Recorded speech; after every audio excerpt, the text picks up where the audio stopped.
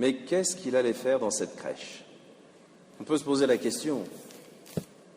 Était-ce bien utile que l'enfant Jésus naisse au fin fond d'un endroit perdu, comme Bethléem, et en plus allait naître dans une crèche, dans une mangeoire, dans un endroit prévu pour les animaux, et encore. Tellement peu prévu pour les animaux que les bergers étaient dehors, en train de passer la nuit tranquillement, et cet endroit ne devait pas être reluisant. Pourquoi est-ce que Dieu a voulu faire cet effort, cet exploit, cette expédition de venir naître à Bethléem? Est-ce que c'est juste pour nous montrer à quel point il nous aime? Un peu pour frimer? Ça serait déjà beau, et c'est déjà une belle chose. Dieu nous montre, regardez jusqu'à quel point je peux vous aimer, je viens, jusqu'à me faire petit enfant et habiter dans une étable. Mais il y a plus que ça. Le bon Dieu est venu aussi pour accomplir toutes les Écritures. Le livre de Michée, « Et toi, Bethléem Ephrata, tu n'es certes pas le dernier des clans de Juda ?» Mais en même temps, c'est Dieu qui l'avait écrit, donc il aurait pu écrire « Et toi, je ne sais quelle grande ville, l'hôtel 3 étoiles n'est certes pas le dernier lieu des clans de Juda, parce que c'est chez toi que va naître le Sauveur. » Et Jésus aurait pu naître dans un endroit à peu près décent pour un nouveau-né. Vous imaginez pour un bébé la paille, l'odeur, l'âne, le bœuf? Qu'est-ce qu'il venait faire là-dedans? En plus, il a dû subir cette humiliation d'être rejeté par tous, rejeté par ceux qui étaient normalement son peuple, ceux qui étaient normalement sa famille, puisque David revient dans son village. Il n'y a pas de place. C'est complet. Allez-vous-en. Et jusqu'à la fin de sa vie, Jésus va vivre cette humiliation et ce rejet jusqu'à ce que son propre peuple réclame Barabbas au lieu de Jésus. Vous vous souvenez quand Hérode a demandé « Qui voulez-vous que je libère ?» Jésus a voulu se faire le dernier, pas simplement pour nous montrer jusqu'où il nous aime, mais aussi pour nous donner une clé pour notre monde aujourd'hui. Un monde avec l'esprit un petit peu fermé, un monde avec le cœur un peu fermé.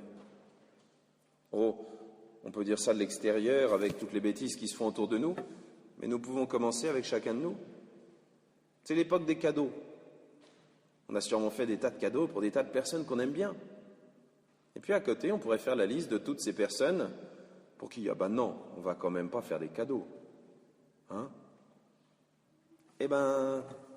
On a le cœur un peu fermé. À côté, on pourrait faire la liste aussi de toutes les bêtises qui se font autour de nous, là où les cœurs sont fermés, et quelquefois les intelligences aussi, quand on voit le nombre d'insanités, d'inepties dont notre monde est capable.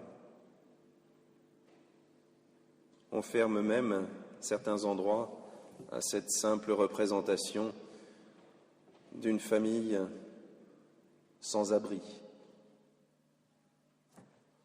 Aujourd'hui, Jésus vient nous montrer la clé de notre monde. Il se fait tout petit, comme une valeur négligeable, pour nous montrer le sens du don et surtout du don gratuit. La gratuité est quelque chose qui dérange, parce que ça ne rentre pas dans les cases. Essayez vous-même de faire quelque chose gratuitement pour votre voisin, ou de donner quelque chose gratuitement. Vous allez voir sa tête. Il va se demander s'il n'y a pas un piège, si ce n'est pas une secte, si ce n'est pas un truc qu'on est en train d'essayer de... Pourtant, c'est dans cette gratuité que le bon Dieu vient comme neutraliser la bêtise de ce monde. Vous savez, c'est la puissance du zéro.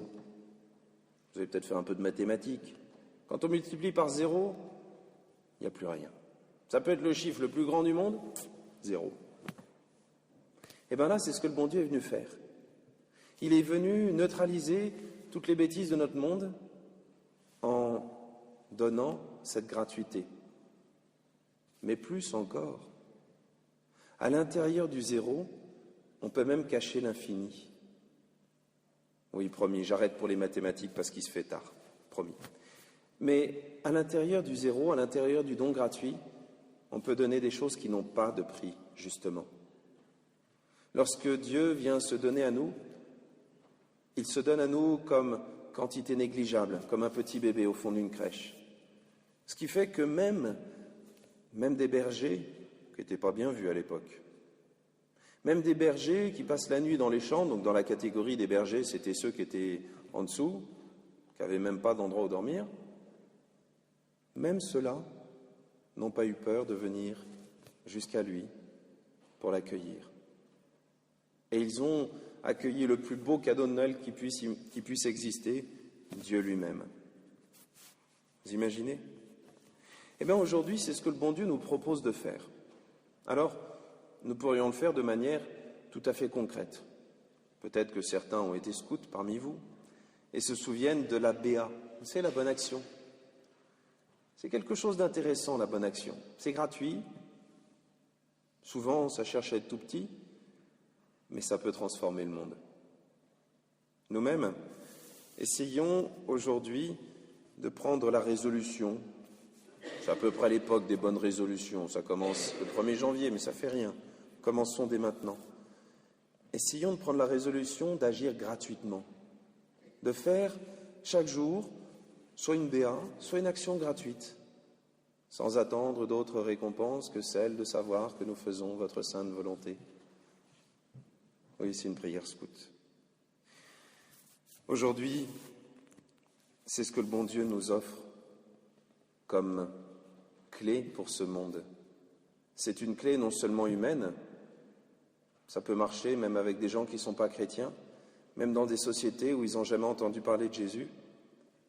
Mais la chose qui est fantastique, c'est que cette gratuité est aussi le lieu où Dieu vient se donner totalement. Rappelez-vous ce passage de l'Évangile. J'avais faim, j'avais soif, vous êtes venus jusqu'à moi, vous m'avez donné à manger, vous m'avez donné à boire. Seigneur, quand est-ce qu'on... C'est à moi que vous l'avez fait. Dieu ne dit pas, c'est comme si c'était à moi. Non, il dit, c'est à moi que vous l'avez fait. Alors demandons à Dieu, puisqu'il vient jusqu'à nous, de savoir agir gratuitement, de savoir donner gratuitement un peu de notre temps, un peu de notre énergie, un sourire, un verre d'eau. Simplement parce que Dieu s'est fait l'un de ses petits, simplement parce qu'en faisant ces petites choses gratuites, ces simples actes d'amour, nous savons que nous retrouvons le bon Dieu qui est là, mystérieusement présent. Alors que cette attitude que nous aurons pour les plus petits, les derniers, les exclus, révèle ce vrai sens de Noël. Amen.